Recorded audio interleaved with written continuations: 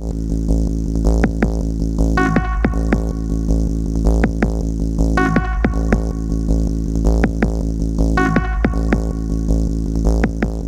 everybody, I'm Philip. And I'm Justin. And together we are Pajamas. And we are continuing on with Doctor Who. Doctor Who, Season 4, Episode 5. The second part of Sontarans and Yes. Genius Guy and Martha, yay, and all that stuff, which I assume will be the conclusion of this story. I know you are a bit more excited for this than I am. Like I said in the last review, I didn't dislike it. It just wasn't vibing with me for whatever reason. But now we're going to rip the Band-Aid off and just get it out of the way so we can move on through Season 4. And we're recording a little earlier than usual. So if you're in traffic, I try and take it out in post. But sometimes I can't always get it all out. And the universe and neighbors willing. Are you ready? Yes. All right. Without further ado, let's get into it. Two deaths at the exact same moment. Yeah! Yeah! Hell yeah! Sometimes it just takes a human weapon. Look what happens every time that doctor appears. Stay with us, please. Don't listen to her. You go with the doctor.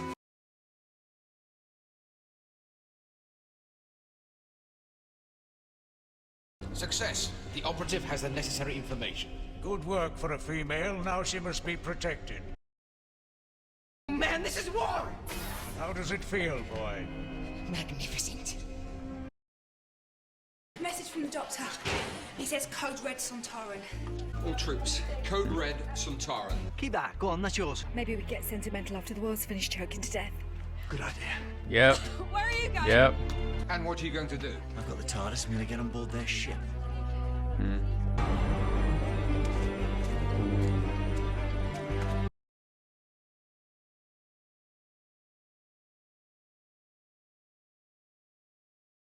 I was just wondering if you found your family and Tom.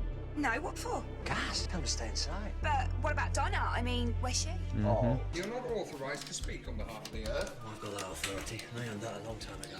Calling us on. This is the doctor.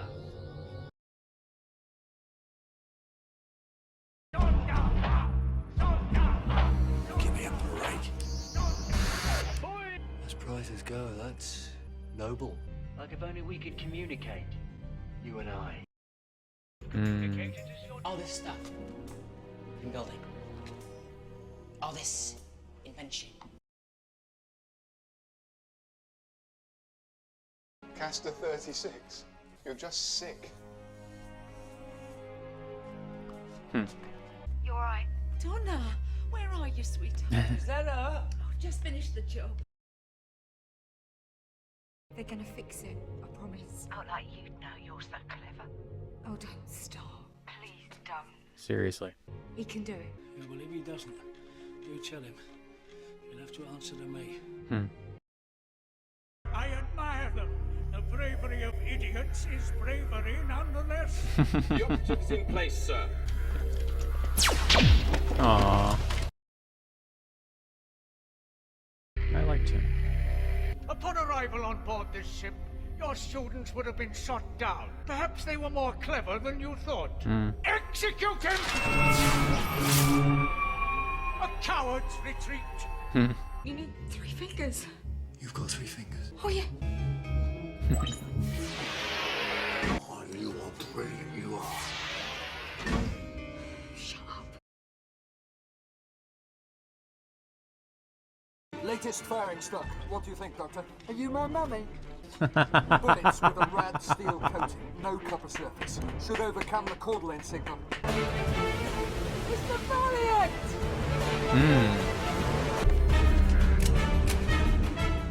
Am I supposed to be impressed? Wish you carried a gun now. Not having Earth start an interstellar war, you're a Triple Agent. When did you know? About you? Oh, right from the start.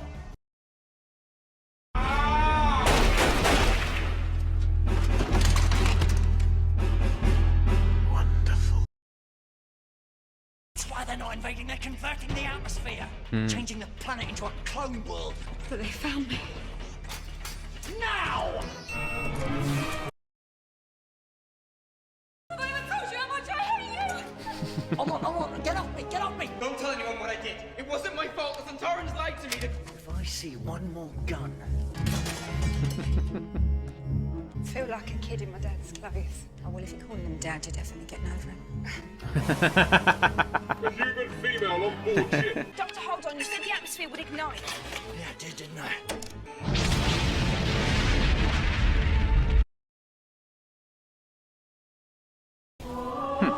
Donna, thank you for everything. Martha, you too. So many times. Luke, do something clever with your life. You're going to ignite them. Mm. Put it on a delay. I can't. Why not? I've got to give them a choice. Mm. For the glory of Santa! What are you doing? Something clever.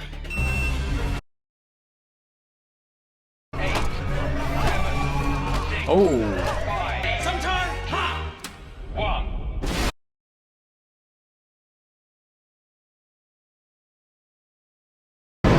Damn. It's all the way. Won't catch me driving. Right. Go and see the stars. Then bring a bit of them back for your old gramps. So, you going to come with us? We're not exactly short of space. Oh, I have missed all this, but, you know. Never mind the universe. I've got a great big world of my own now.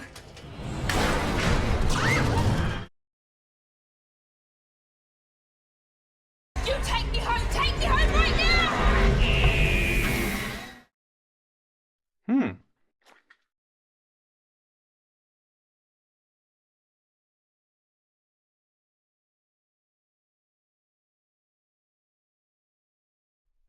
This was much better than part 1. Yes. Much, much better than part 1. See, this is why we don't judge two-parters as one thing together. Because sometimes one is better than the other. This was way better. Like, way, way better. Even Genius Guy was tolerable. Like, in the beginning, he was kind of like, But once he had something, like, emotionally to work with, I didn't mind him. I think Rose is bringing them across the, like, interdimensionally. Maybe. Because earlier when Donna was looking at the screen, Rose flashed for a second yelling Doctor's name. Or saying Doctor, rather. When Doctor. Oh, Doctor. Oh, Doctor. So I think that whatever's going on, this is my theory at the moment. Imagine all three of them together. That's what I was thinking too. I was like, oh man, if it's true, if my hypothesis is true, then holy crap, we'll have Martha, Donna, and Rose together. Oh. Oh. All of them together looking at the Doctor. What have you done? The chickens have come home to roost. The hens this time have come home to roost. Yeah, this was really good. I like this one. I thought that it was amazing. Yeah. Very dramatic. Yes, yes. It's a very profound thing to watch oneself die. Yeah, when Martha had to watch herself. Yeah. I'm actually glad that it was her that experienced this. As far as which of the Doctor's companions, it would be this one. Mm-hmm. Yeah. Since I think that she would have been able to go through this the best of the three. Yeah, because Martha's always had that, as we talked about before, that nice balance. So she would appreciate the moment. Another Rose probably just see herself as competition or something, and Donna would be just like, oh, you're annoying. Oh, I don't think Donna's annoying at all. But I can see how Donna would be around Donna, and I think Donna was a bit much. Did you know, I want to throw this out there real fast, this is a side note, I read this from Patreon, that some other reaction reviewer people, they made fun of Donna because they said she was fat. Where? Yeah, exactly. Yeah, I tried to like touch upon that in real time. I was like, she's not fat, and even if she were, so what? Like, I'm afraid that I don't see it. Like, she's still just energetic and like she's engaging. I like it. It doesn't matter what she looks like. So, what did you like most about this episode? The death and near-death scenes. Mm. Yeah, it was crazy to see the Doctor. Hey, we talked about last time when the Doctor would know it wasn't Martha, and he knew immediately. Which I glanced at you a few times because it's like, yeah, you could tell that he like almost immediately knew. But it was interesting to see the Doctor pretty much have no alternative in the end there. except to take that atmospheric device up to the ship and risk his life to blow it up. And then Luke got clever. Yes. Yeah, so it was just interesting watching this episode as the Doctor got more and more, what's the word I'm looking for? Desperate? Yes. Trying to figure out what was going on, and because yes, it was your typical alien invasion thing, like I talked about last time. Like every companion gets to have one, but I thought the execution was intriguing enough and layered enough because we had the Sontarans wanting to turn it into a breeding ground. We had Luke wanting to just get off of the Earth and form his own, planet full of geniuses. You had the Doctor trying to save the world. You had Donna trapped in the TARDIS on Sontaran ship trying to figure stuff out. You had evil Martha trying to sabotage the Doctor. Yeah. Also, the grandfather is freaking awesome. I really like him. We had them trying to survive, and you had them at odds with each other and the Doctor. Like when that part when the mom's like, don't go with him. And the grandfather says, don't listen to her. Go to him. Like, go back. I like that part. That was funny. In the Sontarans, you have them. They do not fear death. They will die with honor because that's honor to them. Like when the one got shot, he was very happy about it. I can see that. And poor Ross was shot. That was sad. I liked Ross. It wasn't just like people come to planet, try and take over planet, we win the end. It's that's obviously what happened, but there was more going on in the story. Where something more complex to make the story more unique. Yes. We talked before about how part 1 can be the setup and the part 2 can be the payoff, but then you said sometimes part 1 is a better setup than the payoff in part 2. I'm paraphrasing. Yes. Which is what I was worried we were going to get here, and we didn't. We got the former. The setup was kind of like but the payoff was great. Just to see the atmosphere burn. Yes. That was a neat visual. That was a really cool visual. I suspect that the people looking out their windows seeing that would have probably thought that it is the end of the world. I wrote in my notes, we'll get to them later, obviously, but I wrote, the entire world must be like, what? Because the entire sky's igniting. They don't know this is a good thing, you know what I mean? At the time, it's just like, oh, we're being poisoned and now the sky's on fire. Oh no. Also, this shows how strong it was that it could end and I could be like, oh, this is good after not liking the last one. So, I said it before with the Slovene, where if you can take the story and redeem it in some way, that just shows how good the writing is. That's what this one did. Where I took like a few more episodes in season 1 to redeem that. This one did it in the very next episode. I still stand by my initial thoughts on the last episode, I didn't know what was going to happen in this one, so I can't judge it as an entire whole. I can only judge it as the little section that I had. Do I see how it's necessary overall? Obviously, because it's telling one big story. But when you know the story in advance, it's easier to judge the entire thing. You're in the moment, not seeing things retrospectively. Yes, when you exactly. see each new emphasis on new episode. Yeah. The reactions wouldn't be authentic if you knew what was going to happen. Yeah, it's like when we haven't gotten there yet, but we watched American Horror Stories. Mm-hmm. They're not out yet because we opted to do Squid Game in their place. I was editing episode 1 and knowing already what happens in later episodes. So some of my stuff I was saying, I was kind of like, that doesn't make any sense because that you learn that later. No, that doesn't. No, why would you say that about that character? Because then it turns into this, and I'm like, I'm the people on YouTube because I know. Because I know how it plays out. So my initial reactions are kind of like, I'm looking at it from like the scope. I can't see the entire scope of the entire forest. I can just see the trees around me. So it's interesting to have that role reversal to be like, oh, this is what it's like. But no, I stand by my review of the last one. I can't even say it could have been done better. I think it was done fine. But the fact that it led us to this conclusion, I have no problem with it.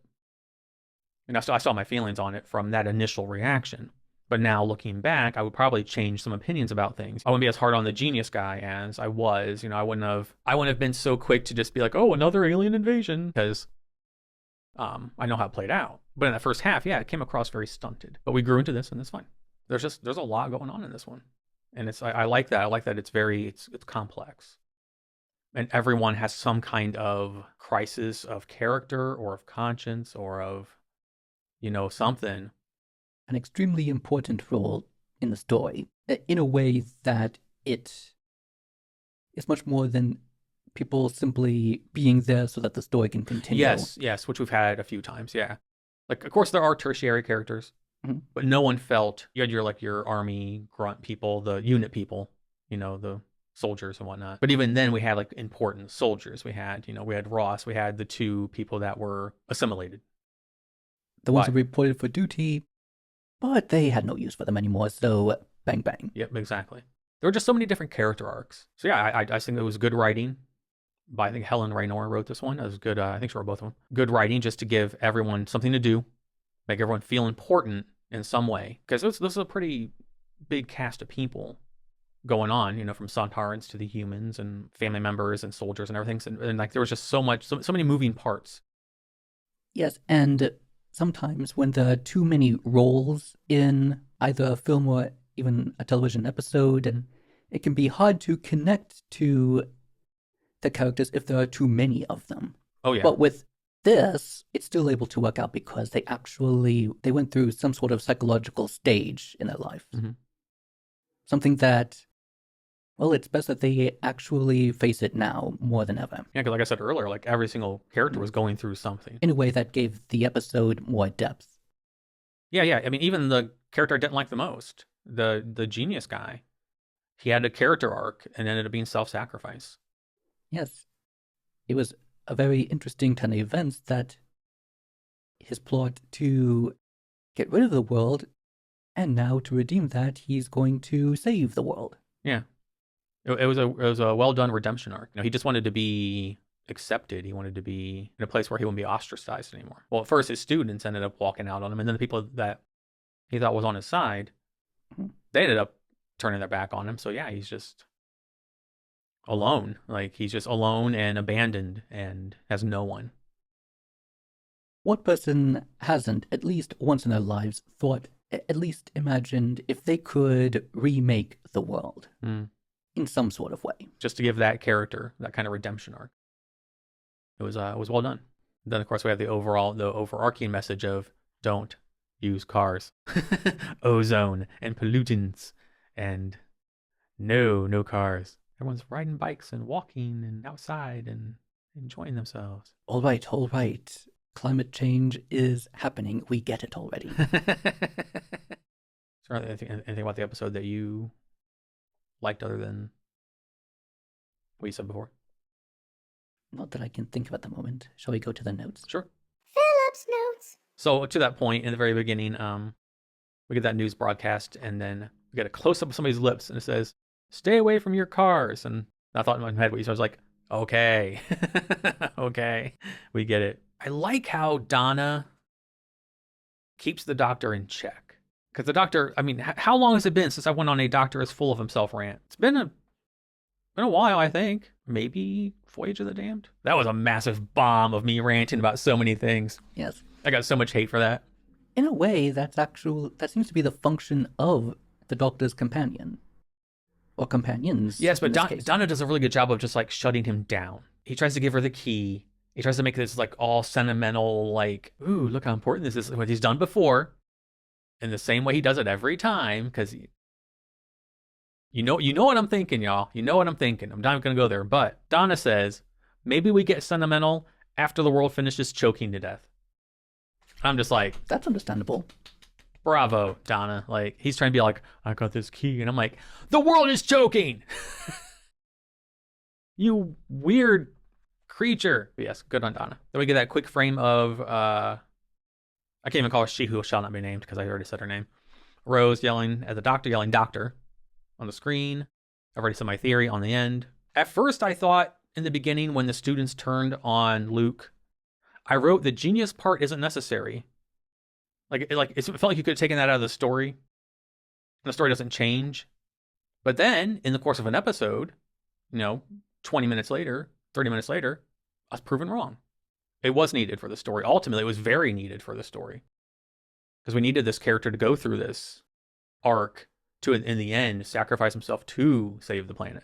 So, initially, if that hadn't happened, if they just shot Luke on the ship, I'd have been like, we didn't need this. But had a purpose. I like the scene where Donna's on the phone with the granddad and the mom starts giving her shit because holy crap. And then Donna just says, "Don't start." And I'm like, yeah, go Donna. Donna don't take no shit, man. Do you find it odd that the Sontarans' security was less than basic? For after all, 3 fingers? Anyone's 3 fingers, you can then make this thing work? The live long and prosper sign? Yes, somehow that isn't scanning for fingerprints or any sort of thermal temperature or anything like that? Okay, there you go. Justin's nitpick. Everyone that yells at me for them. No, don't yell at Justin, because I will fight you. No, yeah, you're right. That did seem a bit strange. I didn't think of that. I guess I was so like absorbed in the episode, but yeah, you're right. That was kind of basic, yeah. So that means that anyone could simply, as long as they could make that hand gesture, could take over the ship practically. Yeah. Then we get the line, "The bravery of idiots is bravery nonetheless." I can see that. Yeah. Or poor Ross, because Ross got shot. Yes. They dared to kill someone cute. Doctor, destroy them. Yeah, exactly. We won't stand for it. No. We must have our... eye candy? Well, that, but also our... like, we need to be vindicated. I like the line where, again, Donna was all about putting the Doctor in his place in this episode. I loved it. Doctor's all like, "You are brilliant. You're so brilliant. You are brilliant, you are." Donna just goes, "Shut up." I love Donna. None of the Doctor... See, you want to tell me the Doctor doesn't do this shit. He doesn't have methodology, and he doesn't do this stuff. But she's calling him out on doing it. From the, "I'm going to take you to the moons of Le Fleur, blah, blah, blah, blah." Like, from the last episode, like, she's good. She does a good job on calling the Doctor out on his bullshit that I've been complaining about, that I've been getting yelled at for complaining about. It exists, because if it didn't exist, Donna would not be able to do it. And she does. And she did a lot in this episode, and I appreciated it. You make a very interesting point. If he weren't actually doing this, then what could she possibly be reacting to then? The best line in the episode. Best line in the episode. Doctor has a gas mask on. "Are you my mommy?" So good. So good. Like, I think we're slowly officially becoming Whovians. That we can get that reference. And I can be so overjoyed by it that I clap during the episode. That was so well done. So well done. Then there's the notion of Martha's clone being like an innocent puppet. So she was dying and it wasn't her. They created her for this purpose. It's not her fault that. Yes. It was a very somber moment. Yeah. So just interesting to think about. Like when a weapon becomes a puppet. Or when the weapon is the puppet, but then it's no longer weaponized. And then it's just the husk. I like the line, because Donna just has it for everyone this episode. After the Doctor saves Martha and Donna's there, Martha says, "I feel like I'm wearing Dad's clothes." And then Donna says, "If you're calling him Dad, you're definitely getting over him."